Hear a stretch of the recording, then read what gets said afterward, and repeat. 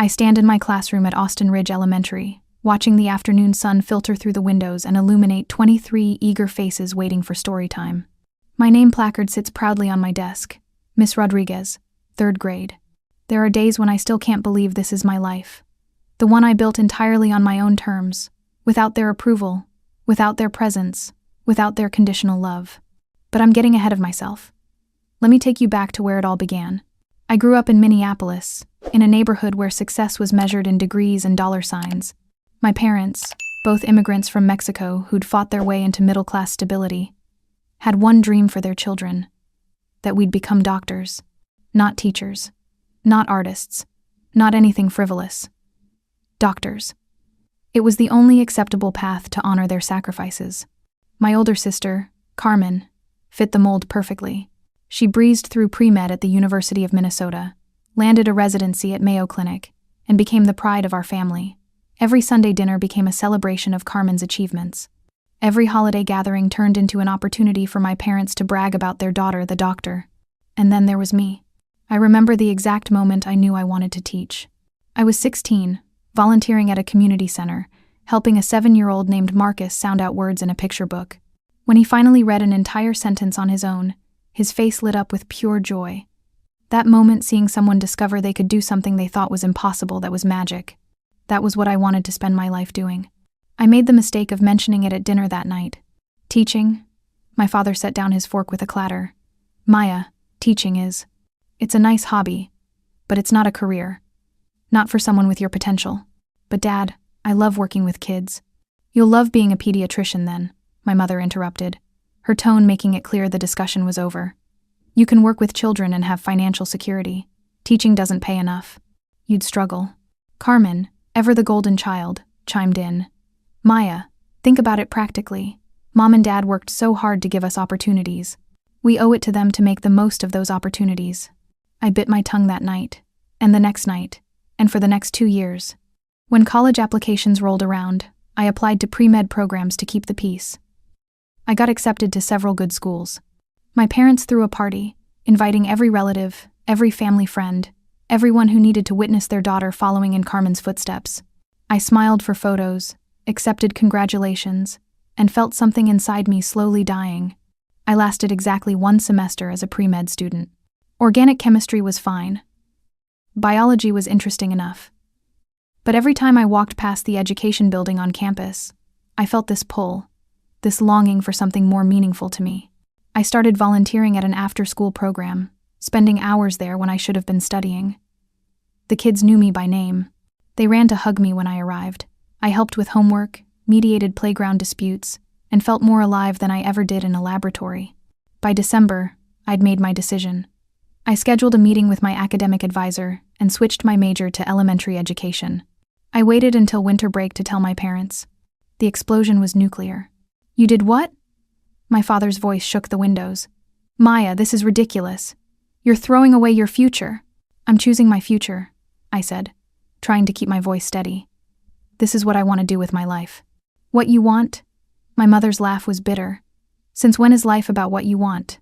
It's about responsibility. It's about not wasting the opportunities we gave you. Carmen was home from her residency for the holidays. She looked at me with something between pity and disappointment. Maya, be realistic. How are you going to support yourself on a teacher's salary?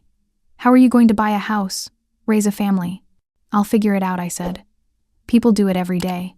People with less potential than you, my father said coldly. People who don't have a choice. You have a choice, Maya. You're choosing to struggle.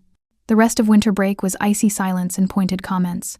When I returned to school in January, my parents informed me they'd be adjusting my financial support.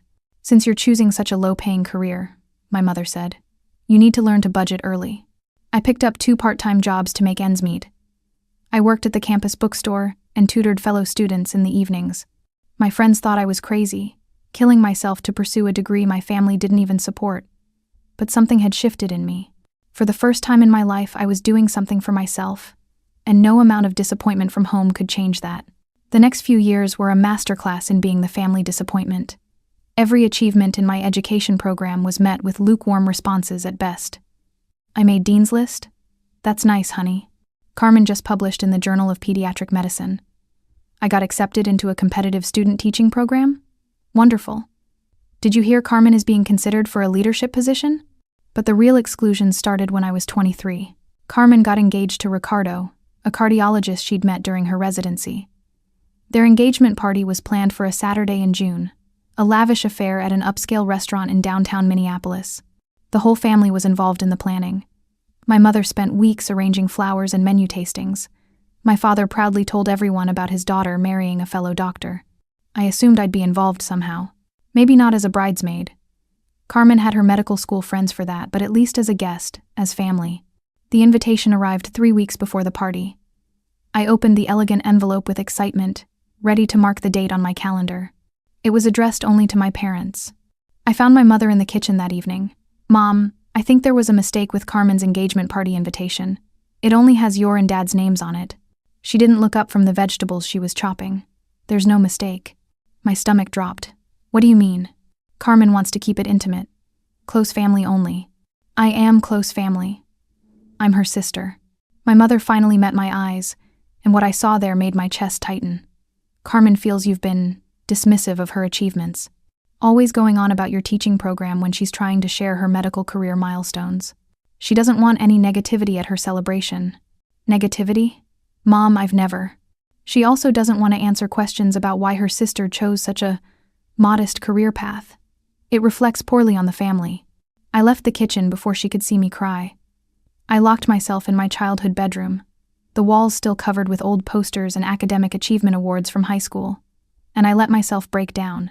My own sister didn't want me at her engagement party because I'd embarrassed her by becoming a teacher. I didn't fight it. What could I say? I sent Carmen a congratulations text and a gift card. She responded with a polite thanks. The party happened without me. I saw the photos on Facebook, my cousins, my aunts and uncles, all the people I'd grown up with, celebrating together. In the family group chat, everyone shared pictures and gushed about how perfect everything was. I muted the conversation and went to bed early. 3 months later, my cousin Rebecca got married. Rebecca and I had been close growing up, texting regularly, meeting up for coffee when we could. She was marrying her college sweetheart, and I was genuinely happy for her. When her wedding invitation arrived, I was almost afraid to open it. It was addressed to my parents, +1. +1 meant Carmen. I called Rebecca directly. "Hey, I just wanted to confirm about your wedding." "Oh, Maya," she cut me off, and I could hear the awkwardness in her voice. "I wanted to invite you, I really did. But my mom talked to your mom, and they thought it would be better if, well, you know how it is, family politics." "No, I don't know how it is." "What politics?" She sighed. "Your parents are helping financially with the wedding. They made it clear they'd prefer if the guest list reflected traditional family values. Success, stability, that kind of thing. And with you being a teacher and everything, being a teacher makes me not reflect family values? That's not what I meant. It's just, look, it's complicated. I'm sorry, Maya. I really am. I wasn't invited to my own cousin's wedding because my career choice was an embarrassment. That was when I started looking at jobs in other cities. I graduated with my teaching degree that spring, with honors and multiple job offers. One of them was from Austin Ridge Elementary, in Austin, Texas. It wasn't just far from Minneapolis, it felt like a different world. Warmer weather, different culture, a chance to build a life where nobody knew me as the disappointment Rodriguez daughter. I accepted the job without telling my family until after I'd signed the contract. My father didn't speak to me for a week. My mother cried, saying I was abandoning them. Carmen sent a long text about how I was being selfish, thinking only of myself instead of family unity. I moved to Austin in July. I found a small apartment, bought secondhand furniture, and showed up for teacher orientation with a mixture of terror and exhilaration. This was mine. This life, this choice, this future, all mine. The first year of teaching was brutal. New teachers always struggle, but I was also navigating a new city alone, far from any support system. I called my parents a few times, hoping they'd softened, hoping they'd ask how I was doing. The conversations were brief and cold. "Are you eating well? That's good. We have to go. Carmen's coming over for dinner." I stopped calling as frequently. But something unexpected happened that year. I found my people. My fellow third-grade teacher, Hannah, became my best friend. She invited me to teacher happy hours, introduced me to her friend group, and treated my career choice as the noble calling it was. I met other teachers, nurses, social workers, people who'd chosen helping professions despite the modest pay, who understood that success wasn't measured only in dollar signs. And then I met James. He was a school counselor at the middle school across town. We met at a district training on trauma-informed education. He sat next to me during lunch, and we ended up talking for 3 hours about why we'd chosen our careers, the kids we'd helped, the difference we hoped to make. He told me about growing up with dyslexia, about the teacher who'd seen his potential when everyone else saw a troublemaker. I told him about Marcus, the 7-year-old who'd taught me that literacy could change lives. By the end of the training, he'd asked for my number. Our first date was at a food truck park. Nothing fancy, just tacos and conversation. He told me about his Mexican-American family in San Antonio, how they'd been supportive when he chose counseling over the family construction business. I told him about my family, about the weddings and parties I'd been excluded from. "That's their loss," he said simply. "You're incredible." It was the first time in years someone from my background had said my choices were okay. We dated for 2 years before he proposed. Nothing extravagant, he planned a scavenger hunt through places that mattered to us in Austin, ending at the elementary school where we'd first met, where he got down on one knee in the empty cafeteria and asked me to marry him. I said yes before he even finished the question. We were sitting on my couch that evening, high on excitement, when James asked, "So, when should we tell our families?" My stomach clenched. I'd been so caught up in the joy of the moment that I hadn't thought about them. My parents barely spoke to me anymore. I hadn't seen Carmen in person for 3 years. I'd been excluded from every major family event since I'd left Minneapolis. "I don't know," I said honestly. "They should know," James said gently. "They're your family, even if things are complicated." So I called. My mother answered on the 4th ring. "Maya? Is everything all right?" "Everything's great, actually. I have news. I'm engaged." Silence. Then, "Oh, that's wonderful, honey. Who's the lucky man?" I told her about James, about his career, his family, how we'd met. I kept my voice bright, hoping she'd hear the happiness and respond in kind. "A school counselor," she repeated slowly. "So, another educator." "Yes, he's amazing at what he does. He helps kids who... Well, congratulations. I'll tell your father. We should let you go. We're expecting guests for dinner." She hung up before I could say goodbye. James saw my face. "That bad?" "That cold," I corrected. But I don't know what I expected. Over the next few months, as we planned our wedding, I wrestled with a question that kept me up at night. Should I invite them? On one hand, they were my parents, my sister. Despite everything, part of me still craved their approval, still hoped they'd show up and be proud of me, of the life I'd built, of the man I'd chosen. On the other hand, they'd made it abundantly clear that I wasn't welcome at their celebrations. They'd excluded me from weddings, parties, and family gatherings because my career embarrassed them. Why would I subject myself to their judgment on my wedding day? Hannah was firmly in the "don't invite them" camp. "Maya, they don't deserve to be there. They've done nothing but make you feel small. Your wedding should be surrounded by people who love and support you." James was more diplomatic. "It's your decision. But remember, you don't owe them anything. If you invite them, do it because you want them there, not because you think you should." I thought about all the photos I'd seen on social media from family events I wasn't invited to, all the holidays I'd spent alone in Austin while they gathered in Minneapolis without me, all the times I'd called with Good News Teacher of the Month, a grant I'd won, a student who'd made breakthrough progress only to be met with lukewarm responses. I made my decision. I didn't invite them. My wedding guest list was small. 50 people, all of them part of my chosen family. Hannah was my maid of honor. James's family flew in from San Antonio, welcoming me with open arms and treating me like the daughter they'd gained.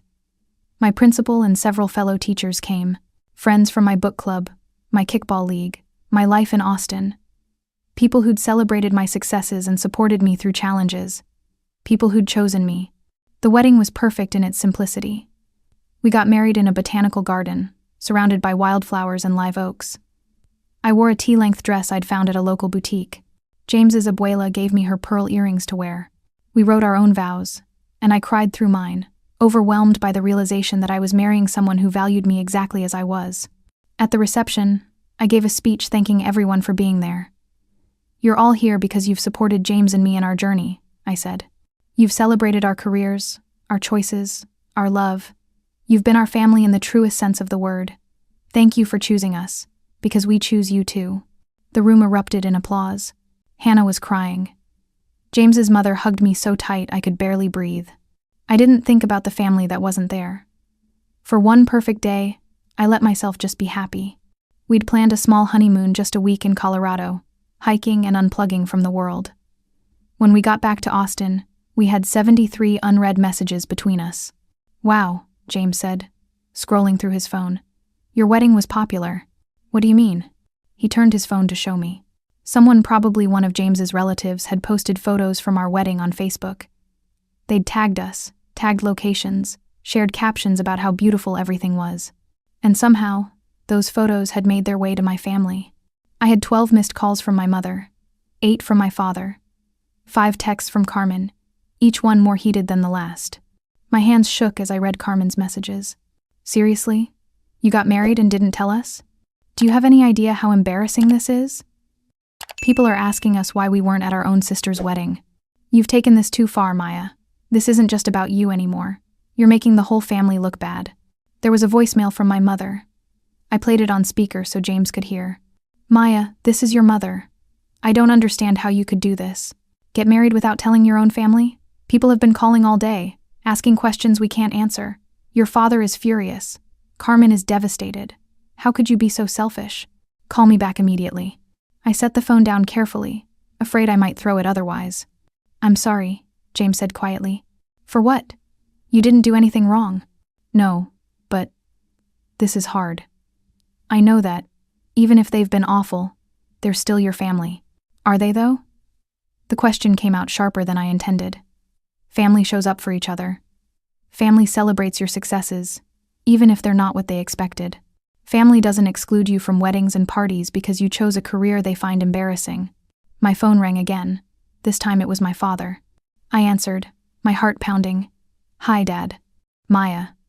His voice was ice. "You owe us an explanation." "For what? Getting married?" "For cutting us out of your life. For humiliating us in front of the entire family. Do you know what people are saying? That we must be terrible parents for our own daughter to exclude us from her wedding." Something inside me snapped. Years of holding my tongue, of trying to keep the peace, of hoping they'd eventually accept me, all of it crumbled. "You're right," I said, my voice steady despite the tears streaming down my face. "People probably are questioning what kind of parents exclude their daughter from family events because she chose to be a teacher instead of a doctor. What kind of parents tell their child that her career is an embarrassment? What kind of parents make her feel so unwelcome that she moves halfway across the country just to breathe? Maya, I didn't invite you because you didn't deserve to be there. You've spent the last 6 years making it clear that I'm not good enough for this family. Well, guess what? I built a family that thinks I'm more than enough. I found people who celebrate my choices instead of mourning them. And I married a man who thinks my career is admirable, not embarrassing. We only wanted what was best for you." "No. You wanted what looked best for you. There's a difference." I hung up before he could respond. James wrapped his arms around me while I sobbed into his shoulder. All the years of rejection, of feeling not good enough, of being excluded and diminished, it all poured out in that moment. "You did the right thing," he whispered. "You stood up for yourself." Over the next few days, the messages kept coming. My mother, begging me to reconsider and have a family gathering so they could celebrate properly. Carmen, guilt-tripping me about family loyalty and how I was tearing everyone apart.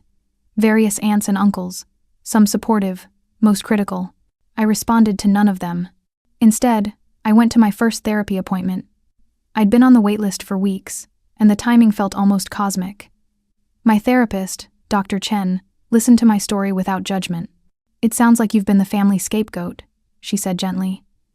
"The child who doesn't conform gets blamed for any family dysfunction. You became the problem, rather than their conditional love being the problem. So it's not just me? I'm not being overly sensitive? Maya, you made a choice that was right for you. A healthy family would have supported that, even if they didn't understand it. The fact that they didn't says everything about them and nothing about your worth. That appointment was the first of many. Dr. Chen helped me process the grief because it was grief, mourning the family I'd hoped for, the acceptance I'd never receive. But she also helped me recognize what I had gained. Look at the family you've built, she said during one session. Your husband, your friends, your school community. These people see you, value you, support you. That's not nothing. She was right. James's family had embraced me completely. His mother texted me weekly, sharing recipes and asking about my students. His siblings invited us to every gathering. For Thanksgiving, we flew to San Antonio, and I was welcomed like I'd always belonged there. My Minneapolis family sent a card. Just a card. No phone call, no invitation to visit. The card read, "Happy Thanksgiving. Love, Mom and Dad." I stuck it in a drawer and didn't think about it again. Christmas was harder. It was the first major holiday since the wedding, and part of me, the little girl part who still remembered happier times, wanted to reach out, wanted to try one more time. Hannah talked me down. "Maya, you can't keep setting yourself on fire to keep them warm.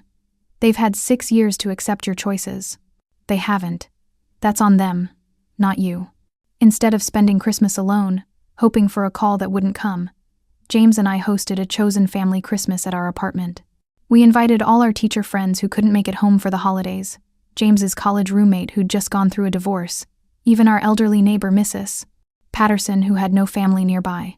We cooked together, played board games, watched terrible Christmas movies, and laughed until we cried. At one point, I looked around our crowded living room and felt overwhelmingly grateful. This was my family now. These people who showed up, who cared, who celebrated me. I didn't need the family I was born into to accept me. I'd created my own. In January, I found out I was nominated for the district's Elementary Teacher of the Year award. The nomination came from my principal, backed by letters from parents whose children I'd taught. When I read those letters describing how I'd helped their kids love reading, how I'd made them feel safe and valued, how I'd changed their lives, I wept. This was why I'd chosen teaching. Not for awards or recognition, but for this, the chance to make a real difference in young lives. I won the award in March. There was a ceremony at the district office, with my principal, several former students and their parents, and all my colleagues cheering in the audience. James was in the front row, beaming with pride. Hannah had made a ridiculous sign that read, "That's my best friend." Someone took photos and posted them to the local news website. The article was titled, "Austin Teacher Goes Above and Beyond for Her Students." Within hours, my phone started buzzing. "Carmen, saw your award. Congratulations." My mother, "We saw the news article. We're proud of you." My father, "Teacher of the Year is quite an accomplishment. Perhaps we judged too quickly." I stared at those messages for a long time. Part of me wanted to respond, wanted to accept their praise, wanted to believe this meant things could be different. But I'd learned something important over the past few years.